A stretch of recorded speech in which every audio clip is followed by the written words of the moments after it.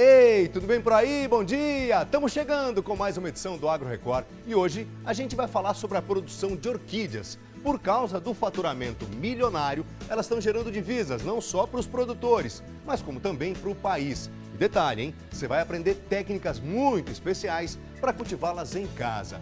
Tem também fruta exótica no Agro Record de hoje. Você já tinha ouvido falar no mangostão?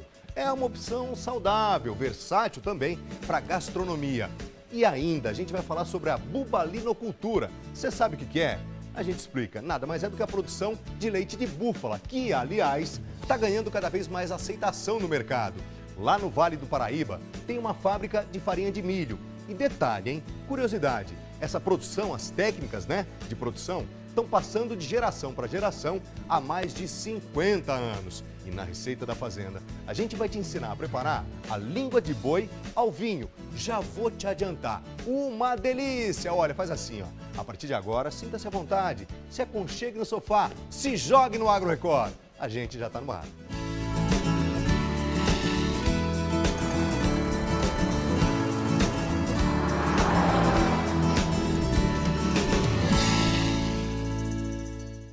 Matéria de capa do Agro Record de hoje, hein? De acordo com o Instituto Brasileiro de Floricultura, o país está faturando 7 bilhões de reais por ano nesse setor, ou seja, na produção das flores. E muito disso se deve à produção das orquídeas, que, aliás, são lindas e enfeitam qualquer ambiente. E você vai aprender também nessa reportagem técnicas muito bacanas para você cultivá-las em casa. Vai! É praticamente impossível passar ao lado de uma orquídea como esta e não parar para admirá-la. As cores vivas, os formatos das flores, tudo é de uma beleza incomparável. No mundo todo existem aproximadamente 55 mil espécies de orquídeas e esse número passa facilmente dos 200 mil se considerarmos também as chamadas híbridas, criadas em laboratórios a partir do cruzamento de diferentes espécies. O Brasil é um dos principais celeiros deste tipo de planta. Por aqui são encontradas mais de 20 mil espécies. Carlos é médico cirurgião e há mais de 30 anos se dedica com muito carinho às orquídeas. Este enorme orquidário fica no quintal da casa dele. Apaixonado pela planta, ele explica que para cultivá-la, primeiro é preciso identificar o tipo de orquídea. Elas se dividem basicamente em 3 grupos.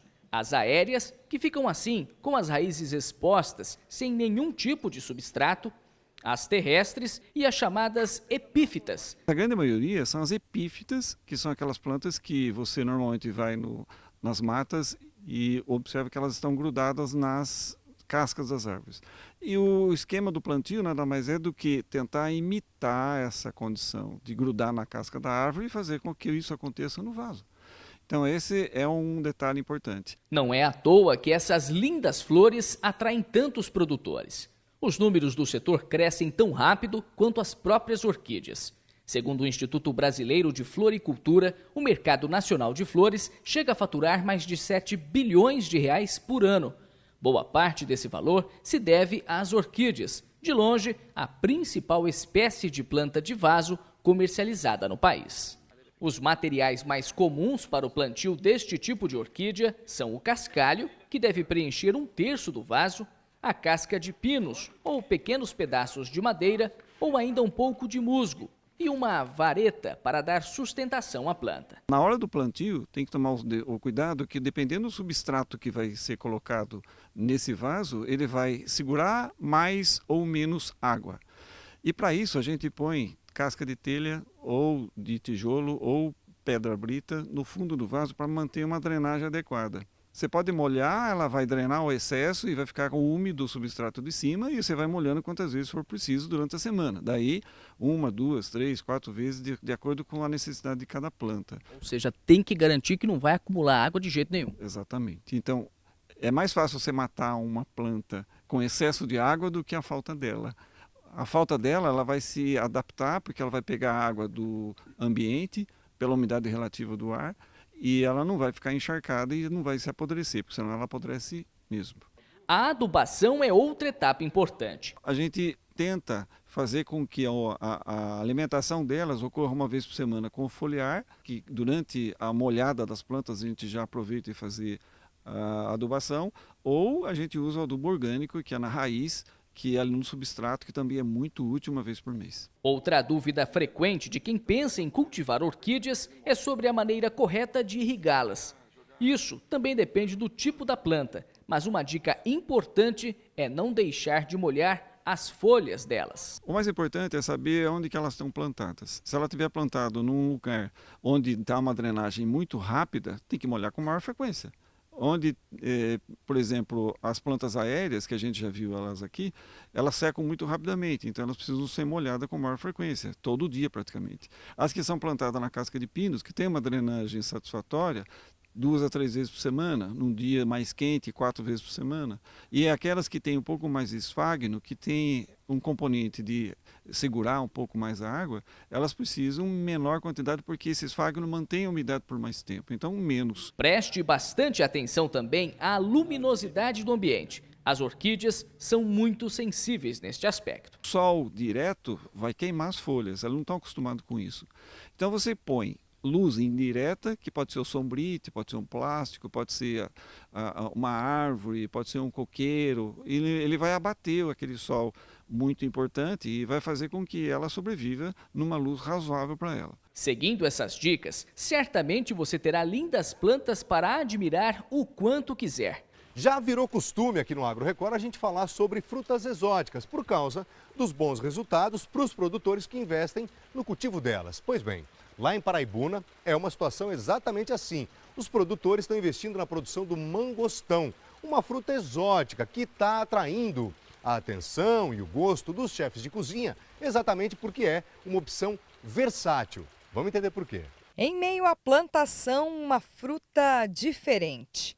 A árvore lembra um pé de manga. E o nome também é parecido. É o mangostão, um fruto exótico ainda pouco conhecido por aqui. Esse fruto também é conhecido como sacupari, bacupari da China e tira-fome, exatamente porque ele inibe aquela vontade de comer. É um fruto que veio da Ásia, mas se adaptou muito bem em solo brasileiro. Tanto que aqui nessa propriedade em Paraibuna são aproximadamente 15 árvores e a colheita por ano chega a 1 tonelada. É um fruto, né, assim, com bastante massa, bastante polpa, né? Se você abrir ele, né, por volta da casca vai ser um pouco mais ácido, né? E porém, em volta da semente, um pouco mais assim adocicado. A produção de Paraibuna abastece principalmente restaurantes de São Paulo. Daqui, além da fruta in natura, saem também as polpas para suco. É uma fruta cítrica bem ácida, com casca lisa, polpa generosa e macia. Rica em minerais como cálcio, ferro e potássio, além de vitaminas A, C e B12. O interessante do mangostão é que ele é muito versátil, dá para fazer um monte de coisa além do suco e da polpa. E essa mesa é um exemplo do que dá para fazer com a fruta. A gente está aqui com o Messias, que conheceu o mangostão há pouco tempo, mas já percebeu essa versatilidade, né? Isso, né? Há pouco tempo que eu tenho intimidade com o mangostão. Na verdade, estou começando agora essa intimidade, mas vi que ele permite que você possa brincar com ele, tanto no salgado quanto doce, no leite, muito gostoso, né? Então, assim, ele permite que você trabalhe com ele em vários pratos. Pois é, uma fruta bem carnuda e aí dá para fazer um monte de coisa. Aqui tem alguns exemplos, né? Vamos começar por esse doce aqui do canto, olha, que tem chocolate também. Ele é um brigadeiro junto com a fruta. Isso. Ele combina muito bem com o chocolate, dá um gostinho, o azedo, o cítrico da fruta, com o chocolate fica muito gostoso. Aqui também tem, olha, o mousse, que é aquele mousse que a gente conhece, só que com gostinho de mangostão. Isso, é o mousse tradicional, só que com a fruta, o mangostão. Agora, o interessante, gente, é que também dá para combinar com pratos salgados. Olha o que ele fez, olha que coisa maravilhosa. Uma costelinha de porco, né? E essa costelinha aqui também dá para fazer um molhinho dela que fica muito bem. Isso, você adiciona depois nela um molho em cima dela, fica muito gostoso com o salgado, combina muito bem com o salgado. Aqui, olha, esse aqui que o Generoso está mostrando pra gente, esse é um molhinho. Como a fruta ela é bem ácida, lembra um pouquinho até o limão, combina bem com carne de porco, né? Isso, tanto carne de porco quanto salada e com legume também. Pois é, tem salada, molho de salada com mangostão. Olha aqui, que delícia, saladinha E aquele molho, o que tem naquele molho? No molho de salada é um creme de leite e a fruta. Isso dá para fazer tranquilamente em casa, dá para usar a fruta facilmente? Isso, tranquilamente, sem segredo nenhum, tranquilo. E aí agora você vai passar a usar isso. Sim, com certeza. Mangostão faz parte aqui agora do menu. Mangostão, sim, agora faz. A criação de búfalos pode ser uma excelente opção para quem está interessado em produzir leite. É a bubalinocultura. Pois bem, as nossas equipes foram até Rondônia para conhecer a rotina de um produtor que vem obtendo excelentes resultados há 15 anos. Vamos ver. Já imaginou acordar todos os dias com o nascer do sol impecável para trabalhar com o que gosta? O seu José tem essa sorte todos os dias e acorda bem cedinho para cuidar do rebanho de búfalos há quase 15 anos. A ordenha é ele mesmo quem faz. Aqui todo dia cedo, 3 horas tá levantando para começar a tirar o leite. Aí 6 horas termina, leva as vacas ali do lado e depois só de tarde que busca para retornar. José trabalha com mais de 80 cabeças de búfalos nesta fazenda a cerca de 45 quilômetros de Ariquemes. 25 destes 80 são somente para a produção leiteira, que rendem em média 8 litros por animal. A bubalinocultura agrega valor à economia e apresenta potencial de crescimento. Embora a produção ainda seja tímida em relação à pecuária, a produção de búfalos se apresenta como uma alternativa rentável e saudável. É bom para fazer queijo. O queijo do búfalo é bem mais caro, né, quando alguém faz. Mas ele tem mais o teor de gordura, não faz mal igual a gordura do leite da vaca comum, né? São animais de alta produtividade selecionados. São animais extremamente dóceis, você acompanhou a ordenha aqui, você viu que mesmo com toda a movimentação aqui da reportagem, que são pessoas estranhas ao animal, que ele deveria ficar estressado e tal. Então ele permitiu ainda a ordenha, então são animais extremamente dóceis. Mesmo com as dificuldades, o negócio começou a se tornar rentável. A esposa de José trabalha como professora em uma escola próxima à propriedade, mas nas horas vagas ajuda a cuidar do gado que eles criam na fazenda. Começa a trabalhar cedo, eles começam 3 horas e vai o dia, né? Tira o leite, depois sai, vai olhar gado branco. E tem coisa melhor que tomar um cafezinho no sítio, com pão, leite, queijo, bolo. E se tudo for preparado com leite de búfala? E assim, de pouco em pouco, o seu José e a Tatiana vão vivendo e trabalhando para levar o melhor da produção do campo para a nossa mesa.